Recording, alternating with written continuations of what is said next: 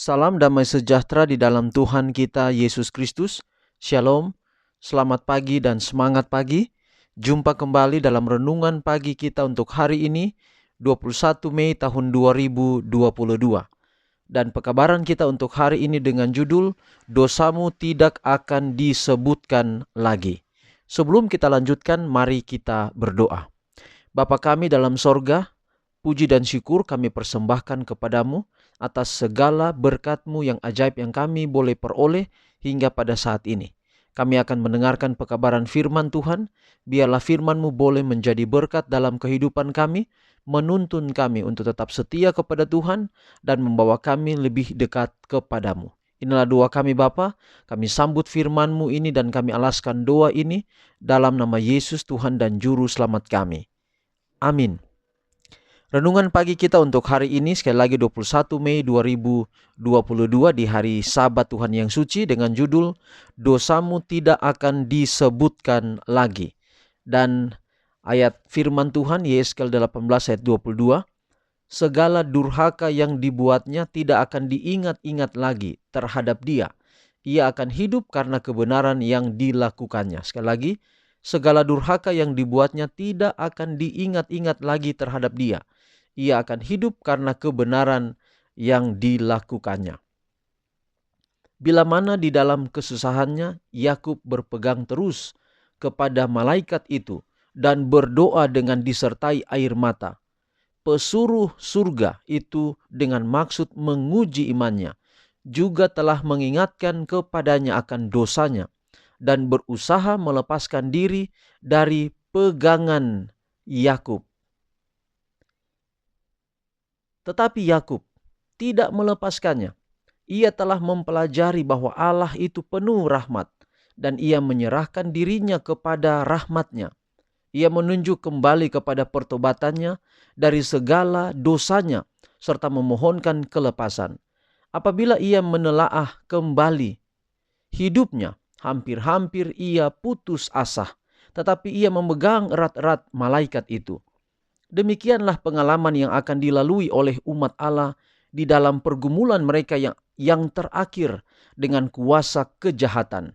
Allah akan menguji iman mereka, ketabahan mereka, kepercayaan mereka terhadap kuasanya untuk melepaskan mereka. Setan akan berusaha untuk menggentarkan mereka dengan pemikiran bahwa mereka tidak ada harapan lagi.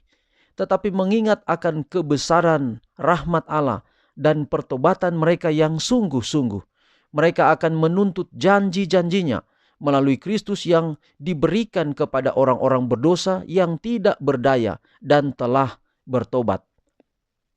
Iman mereka tidak akan gagal hanya oleh karena doa mereka tidak segera dijawab. Mereka akan tetap berpegang kepada kuasa Allah, sebagaimana Yakub berpegang kepada malaikat itu, dan bahasa jiwa mereka adalah, Aku tidak akan membiarkan engkau pergi jika engkau tidak memberkati aku.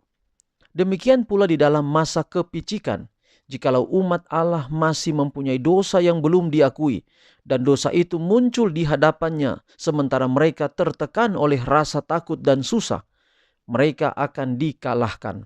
Tetapi sementara mereka dipenuhi oleh satu perasaan yang dalam akan ketidaklayakan mereka, mereka tidak lagi mempunyai dosa yang tersembunyi. Dosa-dosa mereka akan dihapuskan oleh darah tebusan Kristus, dan mereka tidak akan dapat mengingatnya lagi. Jadi saudara, seberapa berat, seberapa besar, seberapa hebatnya dosa kita, Tuhan Yesus mampu menghapusnya oleh darahnya. Jadi sekali Yesus dikorbankan, Yesus telah dikorbankan untuk semua dosa-dosa, semua orang-orang berdosa sebelum Yesus mati. Tetapi Yesus juga mengorbankan darahnya untuk semua orang setelah Yesus mati itu. Yesus sudah bangkit naik ke surga, ada masih banyak orang sampai kita hari ini yang berbuat dosa. Tebusan darah Yesus itu menjadi bagian kita semua. Jadi kita ini telah diberi, dan harga pembelian itu adalah harga lunas dibayar, tidak cicil. Yesus tidak mencicil pembayaran pelunasan hutang dosa kita.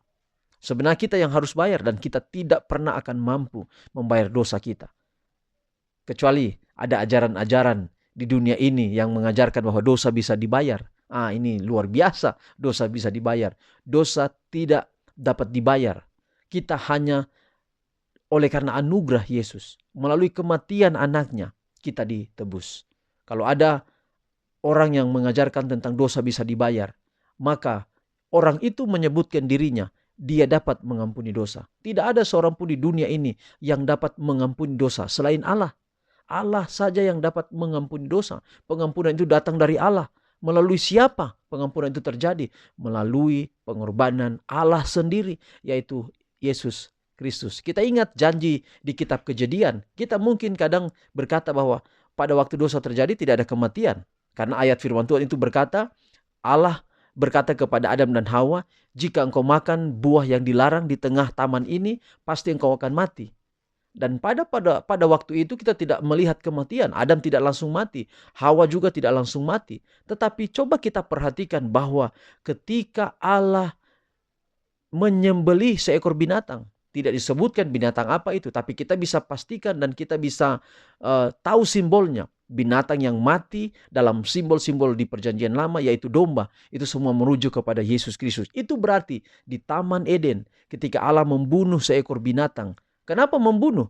Karena informasi Alkitab bahwa binatang itu dikuliti untuk diambil kulitnya dijadikan pakaian bagi Adam dan Hawa.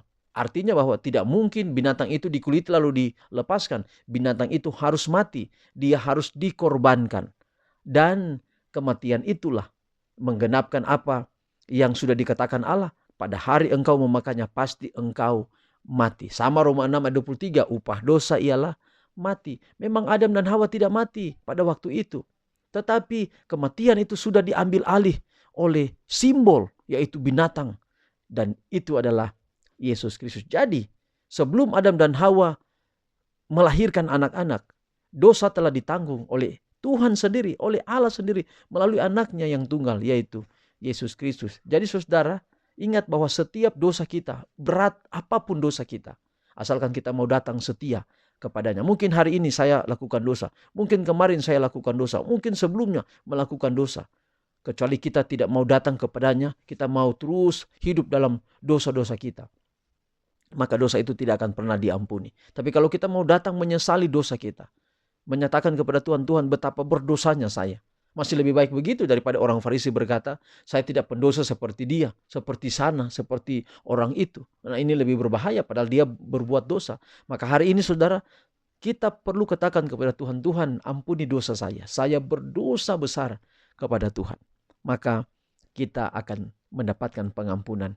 Tuhan tidak akan mengingat dosa lagi. Dia tidak akan menyebut dosa kita lagi. Bahwa di sorga nanti, Yesus ditinggikan, Yesus dimuliakan, pengorbanannya dia akan diingat terus. Diingat terus. Tidak ada dosa lagi diingat. Tapi pengorbanan Yesus yang akan terus dikenang. Bahwa luar biasa Yesus itu bagi kita semua. Kita semua akan diubahkan. Tapi tanda paku di tangan Yesus. Sampai di sorga nanti kita akan lihat tanda paku itu. Karena itu menunjukkan kasih Allah yang begitu besar. Pengorbanannya yang begitu besar. Salib akan terbawa terus. Akan teringat terus salib pengorbanan Yesus. Tapi dosa akan ditiadakan, dihilangkan, dihapuskan. Semua ketika Yesus kita lihat di hadapan kita. Anak domba Allah itu. Semua dosa kita sudah lupakan. Yang kita hanya lihat adalah anak domba yang telah menebus kita. Dialah Raja di atas segala raja. Tuhan memberkati pekabaran hari ini. Boleh menjadi berkat dalam kehidupan kita semua. Mari kita akhiri pekabaran hari ini dalam doa. Kita berdoa. Bapa di sorga, terima kasih pengorbananmu yang begitu besar. Terima kasih ya Bapa, satu saat nanti Tuhan tidak pernah akan sebut-sebut dosa kami lagi. Tetapi dari mulut kami justru akan berkata pujian bagi anak domba Allah yang telah menebus dosa isi dunia. Biarlah Tuhan hari ini kami sadari. Kami penuh dengan kekurangan. Kami mau datang padamu Tuhan. Tuhan bantu kami, tolong kami. Keluar dari semua permasalahan-permasalahan dosa-dosa kami buat setiap hari. Agar satu kali kelak nanti waktu Engkau datang, kami boleh ada di dalam kerajaan sorga. Berkati kami di hari Sabat dalam perbaktian, dalam ibadah. Kami dapat menikmati berkat Sabat. Dan sepanjang waktu hidup kami taruh selalu hidup kami dalam tangan. Kami mohon Tuhan, janji berkat-Mu memenuhi hidup kami hari ini. Tuhan memberkati Engkau dan melindungi Engkau. Tuhan menyinari Engkau dengan wajah-Nya dan memberi engkau kasih karunia. Tuhan menghadapkan wajahnya kepadamu dan memberi engkau damai sejahtera. Terpuji-pujilah nama Tuhan. Dalam nama Yesus kami telah berdoa. Amin. Saudaraku, demikian pekabaran hari ini. Selamat pagi, selamat hari Sabat, selamat beribadah hari ini. Tuhan Yesus memberkati kita semua.